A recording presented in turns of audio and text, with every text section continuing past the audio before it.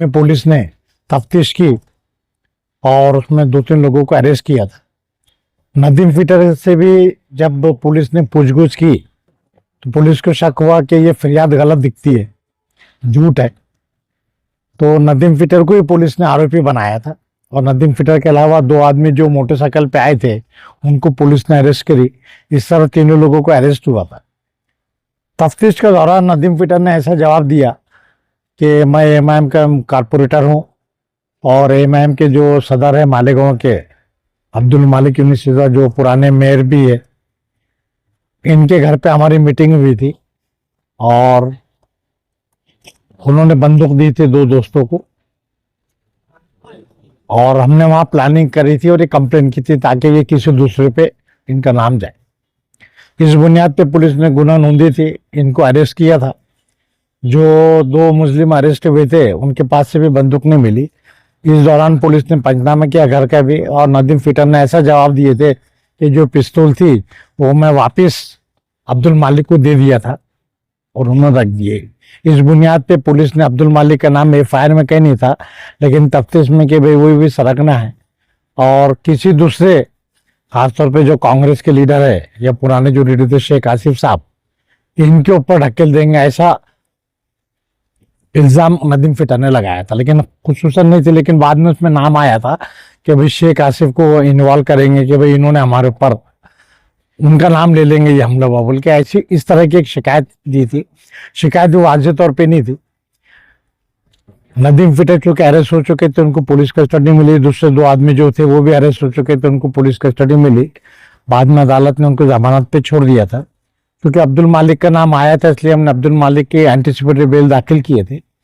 जिस दिन anticipatory bail दाखिल किए, पता नहीं इनके क्या जराए थे, शेख आसिफ साहब को मालूम हो गया और वो हाजिर हो गए कोर्ट में। उन्होंने अपना वकील लगाया और उन्होंने उसमें ऑब्जेक्शन लिया था, तो कोर्ट ने इंटरिम बेल नहीं दी थी और उन्होंने जो अर्जी दिए थे कि भाई हमें फरीक बनाया जाए, उसके ऊपर हमने हरकत ली कि भाई पूरे एफआईआर में कहीं पर भी कि भाई शेख आसिफ साहब का नाम लिया गया, ऐसा कुछ नहीं है।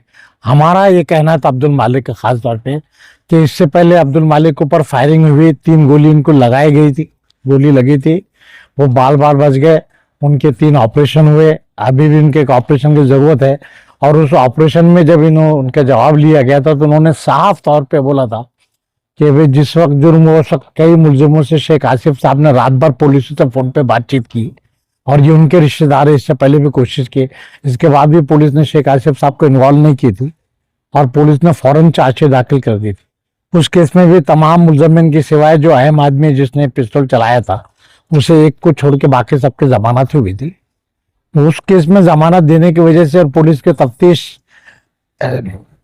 से अब्दुल मालिक और उनके भाई मुतमईन नहीं थे, क्योंकि डॉक्टर परवेज ने भी जवाब दिया था और उसमें शेख आसिफ का और उनके रिश्तेदारों का नाम लिया था, तो भी पुलिस ने उनको कुछ नहीं करी थी। तो मजबूरन इन्होंने हाईकोर्ट में रिट पिटीशन दाखिल की थी और तफ्तीश मालेगांव की पुलिस से निकाल ली जाए, या तो एसआईटी कायम की जाए या एलसीबी को या किसी और गैर जानवीदार पुलिस की जिसका ताल्लुक मालेगांव से ना हो उनको दे, ऐसा बोले थे। हाईकोर्ट ने वो रिट पिटीशन एडमिट की जो पीआईएल के उसमें थी और उसमें जो डीएसपी साहब है जो इंचार्ज थे जिन्होंने केस किया, उनको हाईकोर्ट में बुलाया गया तो उन्होंने कहा हमारी तफ्तीश चालू हुई। लेकिन उस वक्त मालिक ने उन्होंने हाईकोर्ट में इनके जो फोन कॉल्स हुए थे वो सब रिकॉर्ड पेश किए।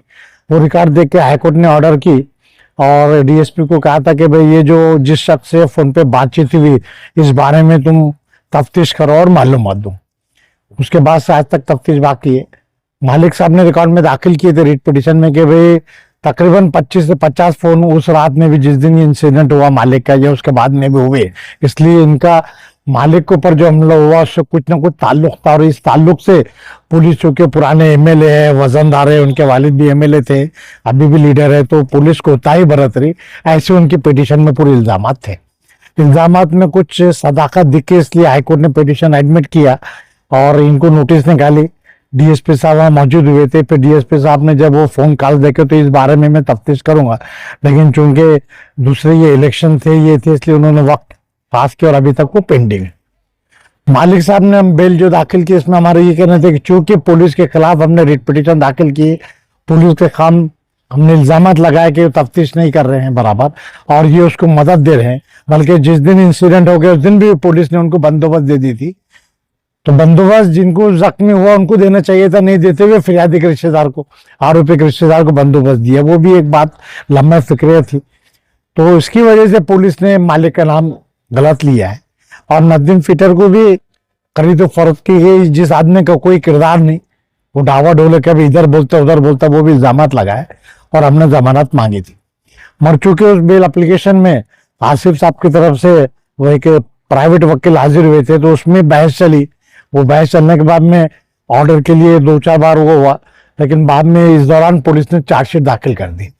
चार्जशीट का मुकम्मल मुआयना किया गया तो उसमें जो केस लाई गई थी नदीम की तरफ से या और लोगों से कि भाई ये फायरिंग होंगी, और इसका हवाला हम शेख आसिफ साहब को या उनके खानवादों को, रशीद साहब के या किसी और का नाम लेंगे, ऐसा कुछ भी कहीं नहीं लिखा भाई, किसी का कोई जवाब नहीं था। उस बुनियाद पे हमने जो हरकत लिए थे वो हरकत की एप्लीकेशन हमने विड्रॉ कर लिए।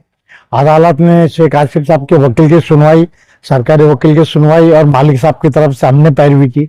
और चूंकि चार्जशीट आ गई थी, चार्जशीट की पूरी केस बताए। इस दौरान उन्होंने बताया कि इनके ऊपर और 307 की केस है, वो भी हमने बताया कि 307 की जो केस है वो भी काउंटर है। उसमें शेख आसिफ साहब के भाई शेख खलील भी मुलजिम थे, जिनको एंटीसिपेटरी बेल हाईकोर्ट ने दिया था, लेकिन बाद में बदकिस्मती से उनका इंतकाल हो गया। और वो भी एक खेत का झगड़ा था, उसकी वजह से काउंटर केसेस थे, तो उसकी वजह से कहीं वो मुजरिमाना रिकॉर्ड है ऐसा नहीं बोल सकते। तो अदालत को हमने सुप्रीम कोर्ट के उद्देश्य से जराए बताए और पूरी चार्जशीट की छानबीन की, और चूंकि तफ्तीश पूरी हो चुकी थी और उसमें नदीम फिटर ने जो बताया कि बंदूक दी गई थी, वो भी बात में कोई सदाकत नहीं देखी कि उसका भी कोई रिकॉर्ड नहीं था। तो अदालत ने पूरा मायना करने के बाद में अब्दुल मालिक को मशरूत जमानत दी। पुलिस स्टेशन में हफ्ते में 2 बार हाजिरी लगाना, पूरी मदद देना, और इस तरह 2.5 महीने के बाद में उनकी एंटीसिपेटरी बेल हो।